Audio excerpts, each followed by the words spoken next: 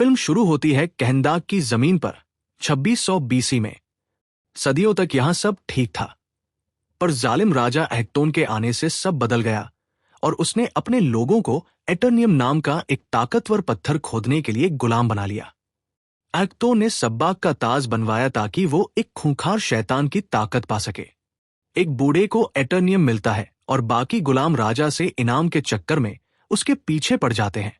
एक लड़का उस बूढ़े को भगा देता है और एटर्नियम राजा के एक सिपाही को सौंप देता है। इनाम तो दूर, उस बूढ़े को चाकू मारकर चट्टान से नीचे फेंक दिया जाता है। लड़के का बाप उसे खींच कर ले जाता है और हीरो बनने से मना करता है। लड़का तब सिपाही से एटर्नियम छीन कर भाग जाता है, पर आखिर में पकड़ा जाता है और उसे मौत की सजा मिलती है। जैसे ही उसे मारा जाने वाला होता है, वो गायब हो जाता है और सीधा जादूगरों की सभा में पहुंचता है। वो लोग लड़के को अपना चैंपियन चुनते हैं और उसे शज़ैम की शक्तियां दे देते हैं। लेकिन किस्सा यह है कि चैंपियन ने अहक्तोन से लड़कर उसे और उसके महल को मिटा दिया और फिर हमेशा के लिए गायब हो गया। आज के दौर में कहंदाक पर इंटरगैंग नाम के बाहरी दुश्मनों का कब्जा है। वो एड्रियाना नाम की एक भगोड़ी को ढूंढ रहे हैं।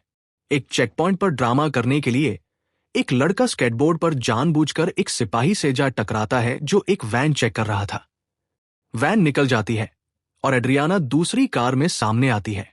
अपने भाई करीम और अपने साथियों समीर और इस्माइल ग्रेगर के साथ भाग निकलती है। वो लड़का जो एड्रियाना का बेटा है उसके साथ जाना चाहता है, पर वो कहती है कि ये बहुत खतरनाक है और उसे घर जाकर पढ़ने को बोलती है। टीम एक गुफा में पहुंचती है जहां एड्रियाना को अपनी रिसर्च के लिए सब्बाक का ताज मिलने की उम्मीद है। जब करीम वैन में वेट कर रहा था, बाकी तीनों गुफा के अंदर चले गए। एड्रियाना दीवार पर बने पुराने निशान पढ़ती है। तभी समीर एक चट्टान से गिर जाता है। करीम उसकी मदद को दौड़ता है, पर बंदूक लिए इंटरगैंग के सिपाही उसे घेर लेते हैं। अंदर एड्रियाना अपनी खोज जारी रखती है और ताज हासिल कर ही लेती है। एक सिपाही उसके सिर पर बंदूक रखकर उसे ताज देने को कहता है, पर एड्रियाना गुफा की दीवार पर लिखा एक मंत्र पढ़ देती है, जिससे कहंदाक का चैंपियन टेथेडम जाग जाता है। एक सिपाही एडम की तरफ बढ़ता है। वो उसे गले से पकड़ता है, करंट लगाकर उसे जिंदा जला देता है। दूसरे सिपाही गोलियां चलाते हैं, पर गोलियों का कोई असर नहीं होता। सब उसके बदन से टकराकर लौट जाती है। एडम एक एक करके सिपाहियों पर टूट पड़ता है। कुछ को अपनी ताकत से मसल देता है और बाकियों को बिजली से भस्म कर देता है। गुफा इस्माइल के ऊपर गिरने लगती है। एड्रियाना और करीम सब्बाक का ताज लेकर निकल भागते हैं। एडम गुफा से उड़कर बाहर आता है तो और सिपाहियों को हेलीकॉप्टर और मिसाइलों के साथ पाता है। वो हेलीकॉप्टरों और टैंकों को तबाह कर देता है। जैसे ही वो वैन के पास आता है, एटर्नियम से बना एक रॉकेट उस पर दागा जाता है, जो उसे धमाके में घायल कर देता है। वो आखिरी सिपाही को मारकर उड़ने की कोशिश करता है, पर गिर जाता है और एड्रियाना उसे अपने साथ ले जाती है। पता चलता है कि इस्माइल जिंदा है और इंटरगैंग का लीडर है। उसे वो ताज अपने लिए चाहिए था। वो अपने आदमियों को एड्रियाना को ढूंढने का ऑर्डर देता है। उधर सुपर हीरो कार्टर हॉल, जिसे हॉकमैन भी कहते हैं, अमांडा वॉलर से एडम के जागने और उसके फैलाए रायते के बारे में बात करता है। वो उसे अपनी team justice society of America को इकट्ठा करने के लिए कहती है। टीम में मैक्सिन हंकल है, जिसे साइक्लोन कहते हैं, जो हवा और आवाज को कंट्रोल कर सकती है, अल रोथस्टीन, जिसे एटम स्मैशर कहते हैं, जो एक सूट पहनकर अपना साइज बढ़ा सकता है, जो उसे अपने अंकल से मिला था, और केंट नेल्सन, जिसे डॉक्टर फेट कहते हैं, जो एक जादुई हेलमेट पहनता है जिससे उसे जादू की ताकतें मिलती हैं। हेलमेट छूते ही डॉक्टर फेट को ऑकमैन की मौत का एक विजन दिखता है। टीम तैयार होती है और एडम को वॉलर के पास ले जाने के लिए कहंदाक की ओर उड़ जाती है।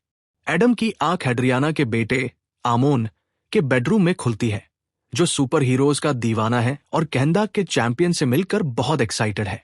आमोन एडम को बताता है कि वो 5000 साल से एक मकबरे में बंद था। फिर एड्रियाना ने उसे जगाया। एडम एक दीवार के आर पार निकलकर एड्रियाना और करीम से बाकायदा मिलता है। वो समझाते हैं कि शहर वाले उसे हीरो और अपना रखवाला मान रहे हैं, पर एडम कहता है कि वो कोई हीरो नहीं है और दीवार तोड़ देता है। आमोन एडम को सारे सिपाहियों को खत्म करके एक सुपर हीरो बनने के लिए चढ़ाता है। एडम मुड़कर शहर में जाता है और चैंपियन का एक स्टैच्यू देखता है। आमोन कुछ इंटरगैंग सिपाहियों को अपने पीछे लगा लेता है ताकि एडम का ध्यान खींच सके। प्लान काम कर जाता है और एडम अपने हाथों की बिजली से सिपाहियों को मारना शुरू कर देता है। 2 स्नाइपर उस पर फायर करते हैं, पर एडम मुड़कर उन्हें आसमान से नीचे फेंक देता है। ये सब देखकर जस्टिस सोसाइटी का ध्यान उस पर जाता है। हॉकमैन और डॉक्टर फेट 2 सिपाहियों को बचाने के लिए अपने जेट से निकलते हैं, पर एडम उन्हें भी मार डालता है। डॉक्टर फेट उसे सरेंडर करने या मरने के लिए तैयार रहने को कहता है और लड़ाई शुरू हो जाती है। हॉकमैन और डॉक्टर फेट एडम पर हमला करके उसे नीचे गिरा देते हैं।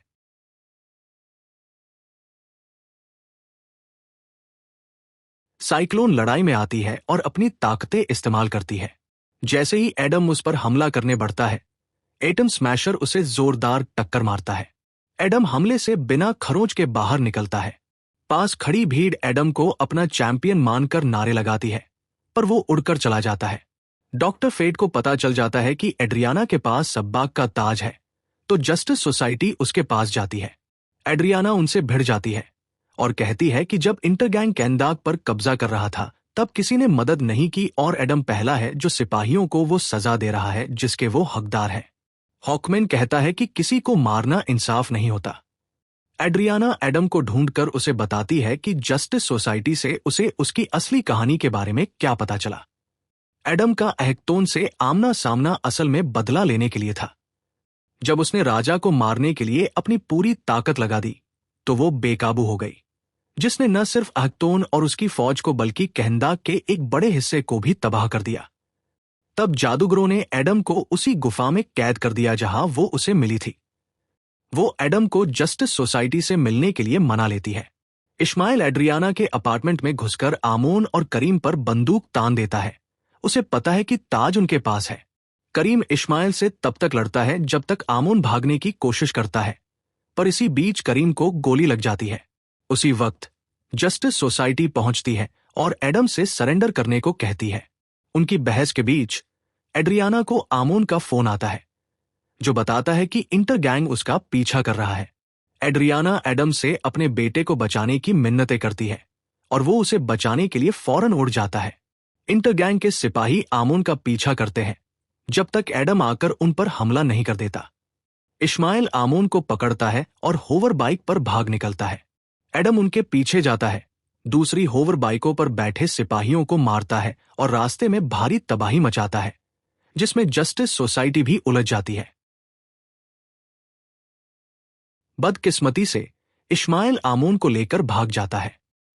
डॉक्टर फेट एडम से कम एक सिपाही जिंदा लाने को कहता है, पर एडम उन सबको पहले ही निपटा चुका होता है। सब लोग वापस अपार्टमेंट में इकट्ठा होते हैं, जहां डॉक्टर फेट करीम के घाव पर मरहम पट्टी कर चुका है।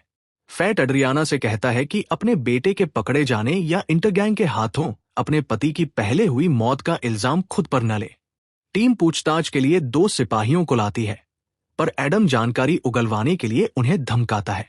उनमें से एक बताता है कि इश्माइल एक खदान की तरफ गया है। एडम और हॉकमैन अपने अलग अलग तरीकों को लेकर भिड़ जाते हैं और अपार्टमेंट का कबाड़ा कर देते हैं, जब तक उन्हें आमोन के कमरे में छिपा हुआ ताज नहीं मिल जाता। खदान के रास्ते में एड्रियाना और साइक्लोन ताज पर लिखी इबारत समझने की कोशिश करती है। एड्रियाना ने पहले मतलब निकाला था, जिंदगी ही मौत तक जाने का इकलौता रास्ता है। एडम ताज को समंदर में फेंक देना चाहता है, पर हॉकमैन उसे ले जाने पर अड़ा है और चेतावनी देता है कि इसका गलत हाथों में जाना बहुत खतरनाक है। एड्रियाना उन्हें याद दिलाती है कि पहले उसके बेटे को बचाना है। कैंट कार्टर को अपने विजन के बारे में बताता है, पर उम्मीद करता है कि वो अपनी किस्मत बदल सकेगा। खदान पहुंचकर हॉकमैन आमोन को बचाने का एक प्लान बताता है, पर एडम उसे अनसुना करके और सिपाहियों को मारने लगता है। जब एडम खदान में घुसता है तो वो इश्माइल की बनाई एटनियम शील्ड से घायल हो जाता है। एड्रियाना को आमोन की जिंदगी के बदले ताज देना पड़ता है।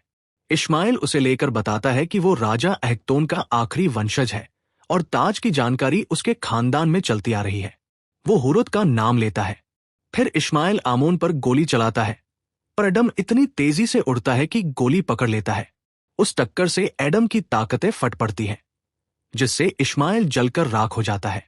हॉकमैन एड्रियाना को अपने पंखों से बचाता है डॉक्टर फेट आमोन को बचाता है और एटम स्मैशर साइक्लोन को धमाके से बचाता है। अपनी मचाई तबाही और आमोन को घायल देखकर एडम मुड़कर भागने की कोशिश करता है। हॉकमैन उसे ढूंढता है और उसकी कहानी के बारे में पूछता है, क्योंकि इश्माइल ने हुरुत का नाम लिया था। एडम बताता है कि हुरुत उसका बेटा था और असल में उसे ही जादूगरों ने अपना चैंपियन चुना था। जब एक्टोन के हत्यारों ने उनके परिवार पर हमला किया और एडम की बीवी को मार दिया, तो हुरुत ने उसकी जान बचाने के लिए अपनी ताकतें एडम को दे दी। अफसोस, हत्यारों ने हुरुत को एक तीर से मार दिया, जिससे एडम गुस्से में पागल हो गया और एक्टोन से बदला लेने निकल पड़ा। यह समझकर कि वो हिफाजत से ज्यादा तबाही लाता है, एडम शज़ैम बोलकर अपनी ताकतें छोड़ देता है और खुद को जस्टिस सोसाइटी के हवाले कर देता है। जस्टिस सोसाइटी एडम को पानी के नीचे बनी एक जेल में ले जाती है, जहां उसे पानी में डूबे एक सेल में रखा जाता है ताकि वो दोबारा कभी शज़ैम न बोल पाए। एटम स्मैशर और साइक्लोन आमोन के लिए एक टी शर्ट लाते हैं और उसे और एड्रियाना को घर ले जाने की तैयारी करते हैं। डॉक्टर फेट को फिर से हॉकमैन के मरने का विजन दिखता है। हॉकमैन कहता है कि उसे मरने से डर नहीं लगता, पर कैंट कसम खाता है कि वो ऐसा होने नहीं देगा। उधर साइक्लोन और एड्रियाना ताज को दोबारा देखते हैं और उन्हें एहसास होता है कि वो उसे उल्टा पड़ रही थी। असली लाइन है, मौत ही जिंदगी तक जाने का इकलौता रास्ता है। नर्क में शैतान इश्माइल को ढूंढकर उसे अपना चैंपियन बना देते हैं और उसे सब्बाक में बदल देते हैं। वो एक बड़े लाल सिंगों वाले शैतान के रूप में बाहर आता है और जस्टिस सोसाइटी उसका सामना करती है। सब्बाक कहंदाक में दहशत फैलाने के लिए नर्क से अपनी फौज बुलाता है। हॉकमैन अपने जेट से सब्बाक पर फायर करता है, पर सब्बाक बदले में आग का एक बड़ा गोला फेंकता है, जो जेट को पकड़कर जमीन पर पटक देता है।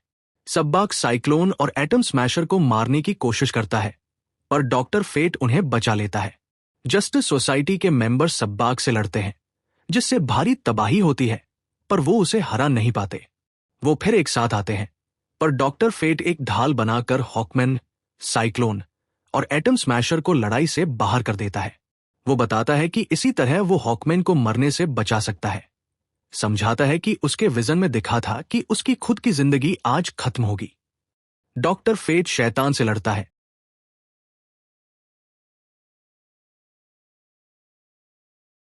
और अपनी शक्तियों से एडम के दिमाग में घुसकर उससे जागने और सेल से बाहर आने को कहता है।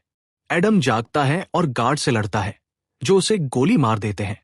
वो तैरकर समंदर से बाहर आने की कोशिश करता है, पर बेहोश हो जाता है। इसी बीच डॉक्टर फेट सब्बाक से लड़ने में अपनी पूरी ताकत झोंक देता है, पर शैतान के हाथों मारा जाता है। सब्बाक फिर नर्क से मरे हुओं की फौज जगाता है। जैसे ही वो एड्रियाना की तरफ बढ़ते हैं, करीम वैन लेकर आता है और मॉन्स्टर्स को कुचलना शुरू कर देता है। आमोन लड़ना चाहता है, पर उसकी मां कहती है कि वो अभी तैयार नहीं है। एडम को अपनी बीवी और हुरुत का एक सपना आता है, जो उसका स्वागत कर रहे हैं, और उसे लगता है कि वो उनसे मिलने के लिए तैयार है, पर हुरुत उसे कहता है कि अभी उसका वक्त नहीं आया है। आमोन शहर वालों को लड़ने के लिए भड़काता है और वो अहकतोन के महल के खंडहरों में सब्बाक के खिलाफ खड़े हो जाते हैं। एडम किसी तरह सतह पर पहुंचता है और अपनी ताकतें वापस पाने के लिए शज़ैम बोलता है। वो वापस कहंदाक उड़कर जाता है, जहां वो आमोन को चैंपियन के गिरते हुए स्टैच्यू के नीचे कुचलने से बचाता है।